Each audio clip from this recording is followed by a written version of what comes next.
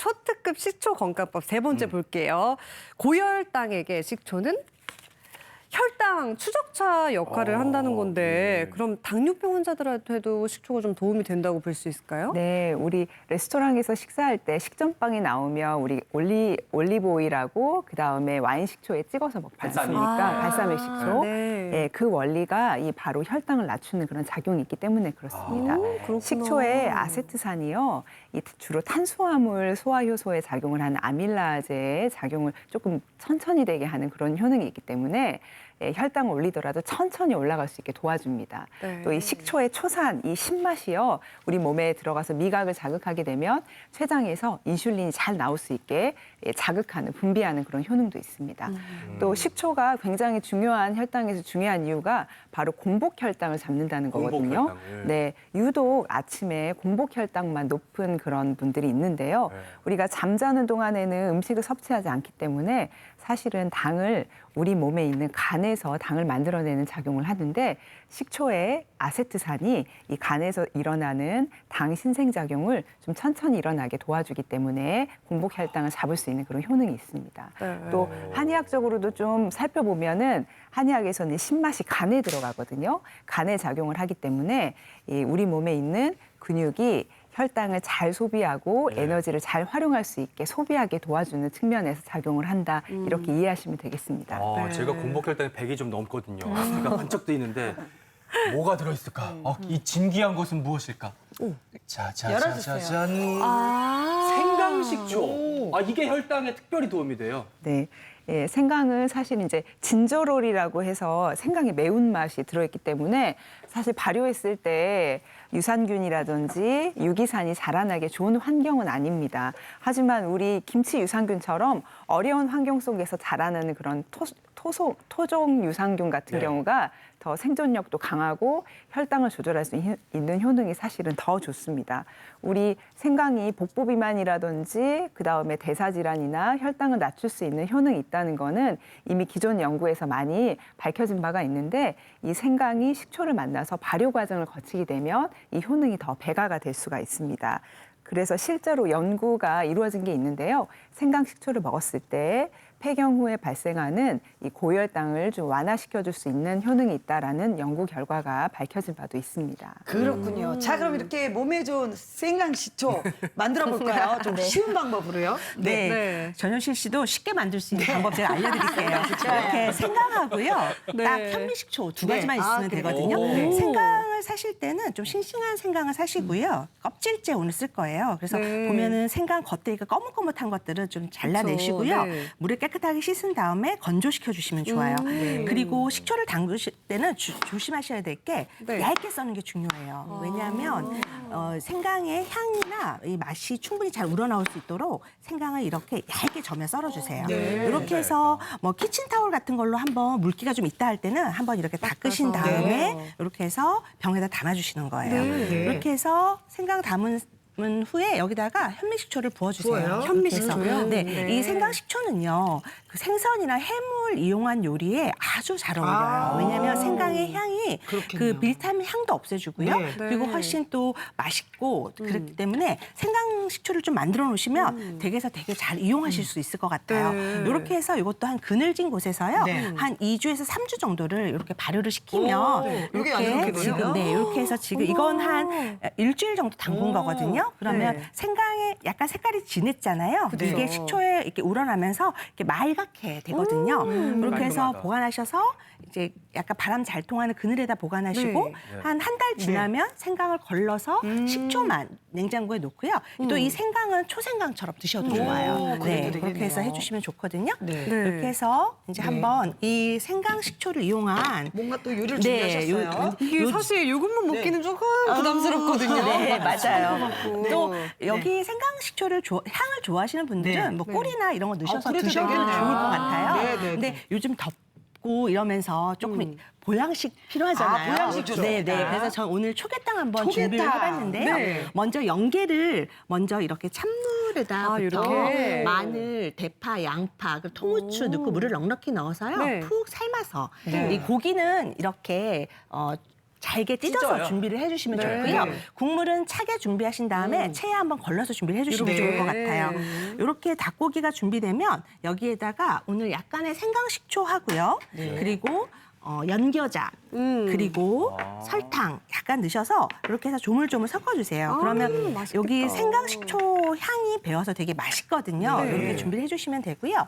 같이 곁들여지는 채소는 이제 토마토, 그다음에 적 양배추, 네. 그다음에 무순이나 푸른 채소, 오이 이렇게 네. 담아주시면 될 것 같아요. 선도노네요. 그리고 이렇게 차게 준비하면 그 닭고기의 기름기가 위에 떠요. 그거를 체에 한번 받쳐서 말갛게 준비하신 상태에서 네. 여기에다가 생강식초 넣어주시고 설탕 그리고 국간장 그리고 연겨자 그리고 이렇게 소금 이렇게 넣어서요.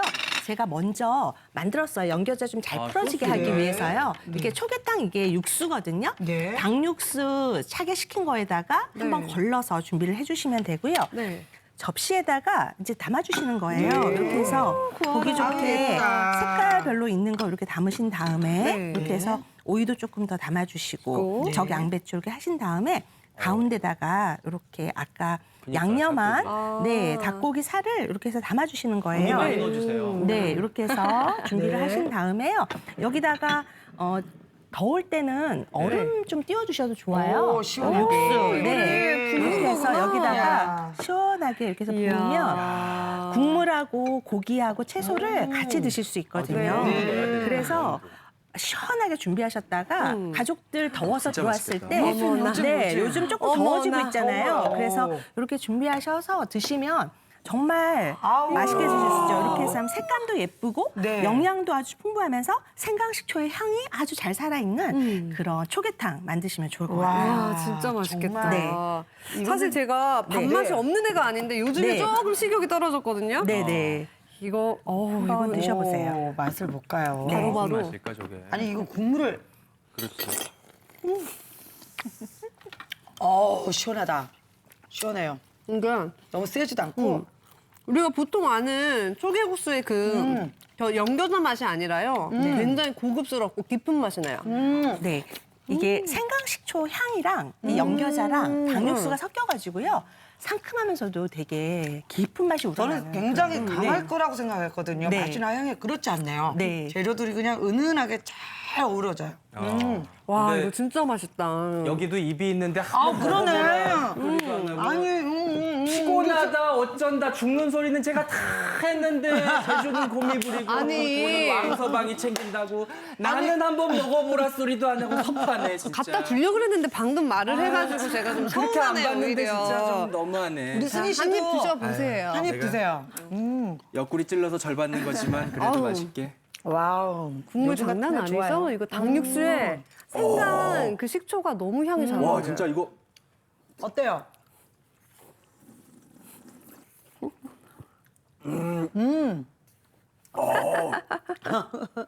말을 못 하겠어. 너무 맛있죠? 이게 머리까지 쨍해지면서 시원하게 내려가는 게 방송을 한 2시간 더 해도 될 것 같아. 12시 뉴스 하지 말라고 하고 한 시까지? 요즘 같이 정말 필요하고 이렇게 좀 나른할 때 생강식초를 이용한 이런 초계탕 한번 만들어 보시면 좋을 것 같고요. 우리 승희 씨 드시는 것만 봐도 제가 기분이 좋아져요. 네. 근데 이렇게 만들기 좀 힘든 분들은 가공식초 구입하시잖아요. 제가 좀 걱정되는 건 당뇨 환자들은 이렇게 좀 이렇게 달달한 건 좀 그래. 피하셔야 되지 않을까 너무 싶어요. 그러게요. 네, 그렇습니다. 이제 식품의 종류에 따라서 당 성분의 차이가 있는데요. 이제 당을 너무 많이 드시게 되면 혈당이 올라가기 때문에 좋지 않습니다. 그래서 식초에 있는 식품 성분표를 한번 확인하셔야 되는데요. 거기에 당 성분이 어느 정도 들어있는지 함량과 농도를 함께 고려하시는 것이 좋겠습니다. 그리고 이제 당 농도를 우리가 브릭스로 이제 표현하게 되는데요. 당 농도가 몇 % 있는지 보시면 될 것 같은데 예를 들면은 12브릭스에 재료가 50% 함유되어 있다라고 보시게 되면은 해당 제품은 약 6%의 당이 있다고 계산할 수가 있겠습니다. 네. 하지만 드실 때 이것을 이제 충분히 희석해서 드시고 조금씩 첨가해서 드시게 되면은 그렇게 당이 많은 영향을 줄 것으로 생각되지는 않습니다. 네, 그렇군요. 지금까지 토마토, 양파 그리고 생강식초 봤는데요. 네. 이것을 활용해서 만들 수 있는 요리 화면으로 더 만나보겠습니다. 각종 식초를 활용한 입맛 돋워줄 요리 함께 만들어 볼까요? 첫 번째, 토마토 식초를 활용한 샐러드 피자.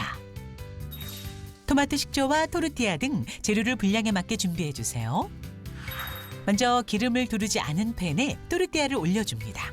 이어서 토르티아 위에 꿀을 바르고 치즈를 올린 뒤 그 위에 토르티아 한 장을 쌓고 다시 치즈를 올려줍니다. 이후 뚜껑을 닫고 치즈가 녹을 때까지 약불에 구워주고요. 토마토 식초와 준비한 양념을 섞어 드레싱을 만들어주세요. 이제 파인애플, 토마토를 먹기 좋게 썰어 토핑을 준비하고요. 식힌 토르티아 위에 채소와 파인애플, 토마토를 올린 뒤 드레싱을 뿌려주기만 하면 봄 냄새 물씬 상큼한 샐러드 피자 완성! 이번엔 양파 식초를 활용한 꼬시래기 물냉면을 만들어 볼까요? 꼬시래기와 양파 식초를 포함한 재료를 준비하시고요. 끓는 물에 양파 식초, 소금, 꼬시래기를 넣고 30초 정도 데칩니다. 해조류를 데칠 때 식초를 첨가하면 비린내가 사라집니다. 데친 꼬시래기는 찬물에 헹군 뒤 체에 받쳐 물기를 빼주고요. 오이와 쌈무는 적당한 크기로 썰고 오이는 소금에 절여 물기를 꼭 짜줍니다. 이제 양파 식초와 갖은 재료를 섞어 양념을 만들고요. 준비한 꼬시래기에 양념, 고명을 예쁘게 올린 뒤 시원한 육수를 붓기만 하면 상큼하게 저칼로리로 즐기는 꼬시래기 물냉면 완성! 마지막으로 생강식초를 활용한 닭가슴살 잣가루 무침을 만들어 볼까요? 닭가슴살과 잣가루, 생강식초를 포함한 재료를 준비해 주세요. 먼저 닭가슴살은 점이듯 썰어 준비하고 끓지 않은 물에 샐러리와 식초를 넣고 끓이다가 물이 끓으면 닭가슴살, 새우 순으로 익혀줍니다. 익힌 닭가슴살과 새우는 먹기 좋은 크기로 썰고 오이와 밤, 배도 썰어주세요.